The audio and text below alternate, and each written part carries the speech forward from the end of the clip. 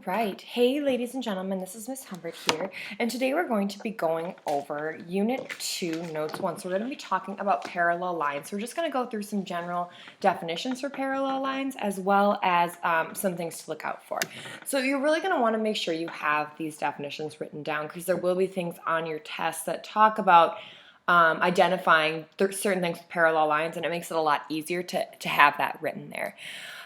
So first of all, taking a look at parallel lines. So parallel lines are coplanar lines that do not intersect. So if we take a look at this, we could say that M is parallel to N. So we use those two vertical lines to indicate that something is parallel. Skew lines. So skew lines that do not intersect and are not coplanar, which means they're not on the same line. So these two lines, if they were on the same plane, would definitely intersect each other. But because they're on different planes, they will not. So we call them skew. Okay? And parallel planes are two planes that do not intersect. So plane P is parallel to plane R because they will not intersect each other.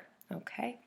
So again, pause the video if you need time to kind of write some of this stuff down, okay? So taking a look at this next one, transversal. A transversal is a line that intersects two or more coplanar lines at two different points. So for this, we have parallel line. So we know over here that S is parallel to V, okay? So then line T, or this line right here, is going to be that transversal that cuts through it, okay? So interior angles are angles that lie between two lines. So our angles that are on the inside, okay? Let's just take a look. On the inside, so we're going to look in between the two parallel lines is 4, 3, 6, and 5. So what are our interior angles? Angle 4, angle 6, angle 5, and angle 3. All of those can be defined as interior angles. Now, exterior angles are angles that are going to lie on the outside of the parallel line. So 1, 2, 8, and 7. So here, our exterior lines then, or our exterior angles are angle 1, angle 2, angle 8, and angle 7. Okay, consecutive interior angles. So consecutive interior angles are interior angles that lie on the same side of the transversal. So an example of consecutive interior angles, 4 and 5, those are consecutive.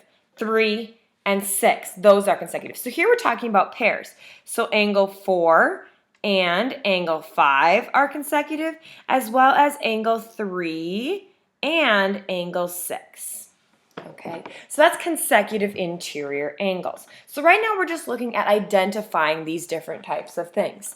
So alternative interior angles are angles that, alternate interior angles are non-adjacent interior angles that lie on opposite sides of the transversal.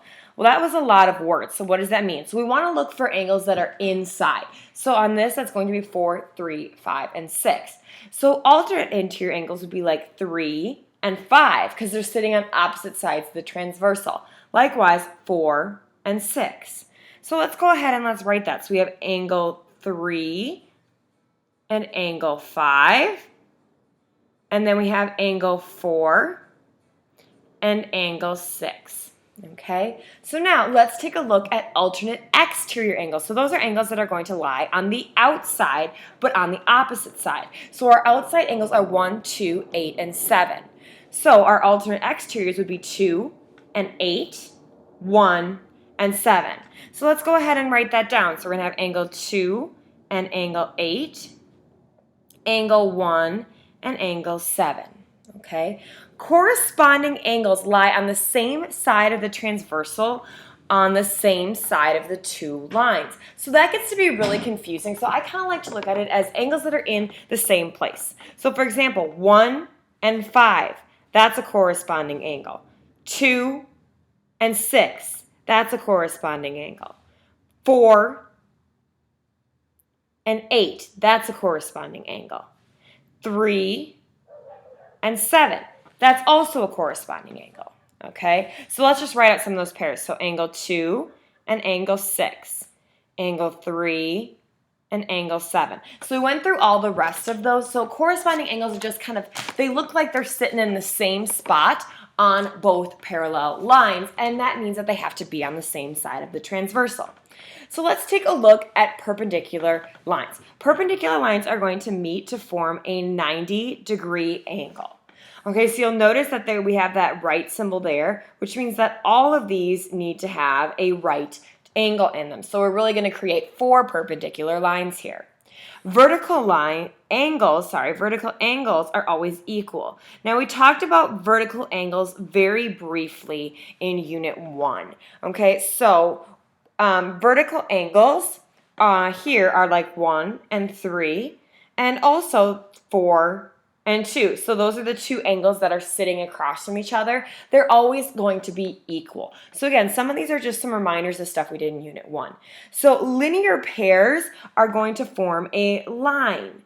Now I want you to remember that a line is going to add up to 100, if I can draw it, 180 degrees. Okay, so let's find some linear pairs. Well, we have 1 and 2. We also have 2 and 3. Okay, so all of these are forming lines, 3 and 4, and likewise 4 and 1, okay? So those are a whole bunch of linear pairs, okay? So that's really all today is. It's just about definition. So that concludes your note video for today. Thank you for listening.